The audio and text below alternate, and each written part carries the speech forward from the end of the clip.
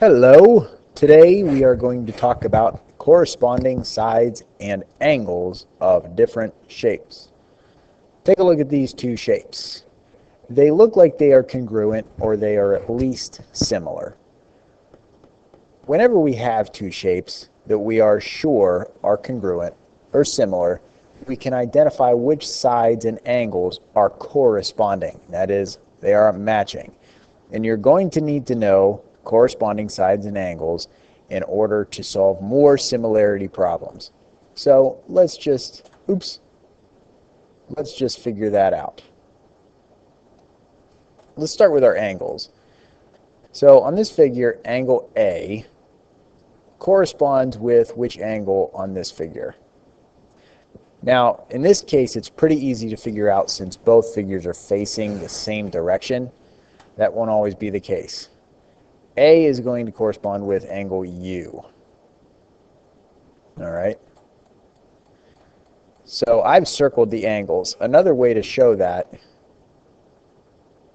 is by using the same arc. So, and that's not very good, so let me erase that. We're going to give angle A and angle U the same arc. And that identifies them as being congruent. All right, over here, angle B corresponds to angle V. We're going to give them the same arc, but it's going to be different than the arc that we drew for angle A and U. All right, so because they have the same slash, the same double slash, that means that they are congruent. Angle C is going to correspond with angle W, so we will give them a similar identification, a similar arc mark. All right, and we'll just continue. Angle D corresponds or matches angle X. And I'm going to use a double arc for that. All right. I'm going to give them both the double arc so that you can tell that they match. Angle Y corresponds to angle E, and I'm going to show that using a double arc with a slash, which is not usual, but we have a lot of angles in this figure. All right, and finally, angle F and angle Z correspond, so we'll give them similar markings. All right, so those are the angles that match up. Those are the angles that are corresponding. So that if I had to, like if I knew what angle F was, I would know exactly what angle Z is. All right, if I knew how to find angle C, I'd also know exactly how to find angle W because they correspond. They match. All right, I'm going to clear the ink here just to make it easy to see because we're going to do the same thing with our sides. So here's side AB, which I'm going to identify with that slash. Corresponds to side UV. They're the same length, they're in the same position on our figure.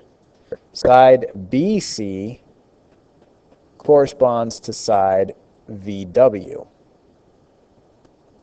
Side CD corresponds to side WX. Side DE corresponds to side YX. Side FE corresponds to side ZY. It's a lot of slashes. And side FA or AF corresponds to side UZ. We can leave those sides blank so you can see that the only two blank sides must be corresponding. All right. Let's take a look and find some corresponding sides in these figures. All right, so here we have two figures that are similar to one another. ABCD is similar to WXYZ. Now you see how these two figures are named? ABCD follows this order. From this angle, we go clockwise around the figure in that order. And WXYZ follows the same pattern. All right, starting at W, you go clockwise around the figure. The naming of these two figures shows you what angles are corresponding to one another.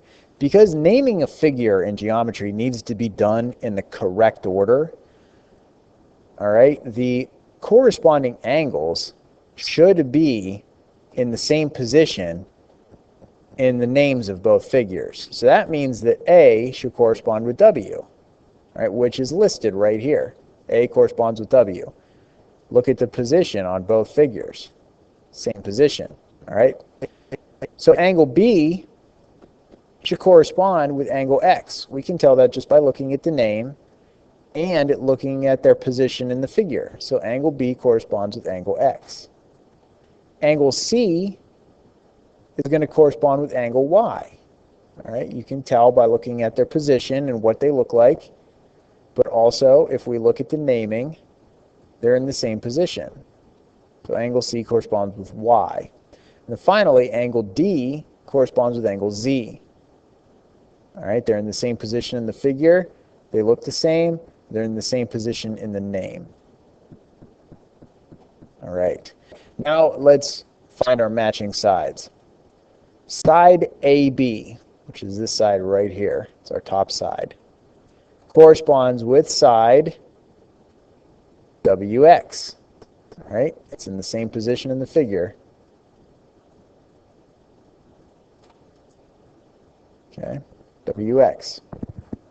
Side AD, which is this side right here, corresponds with side WZ.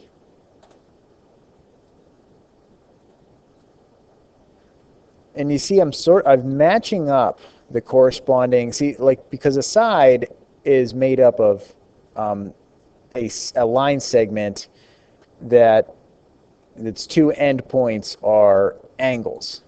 All right, so I'm matching up the endpoints of my line segments. I'm with the corresponding angles. So this side was named AB.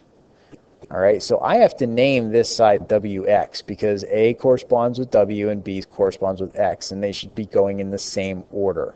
Same thing with AD. All right, AD. So I had to name this WZ. I couldn't accurately name it ZW because then I wouldn't be giving the correct corresponding angles. All right, so DC, which is right here, corresponds to ZY. And finally, CB corresponds to YX. Okay, let's take a look at these triangles. All right, these two might be a little bit more difficult because now one triangle has been rotated. They are not facing the same direction like these two were, so it might be a little trickier to identify. But remember the trick that I showed you when you compare the names of the figures.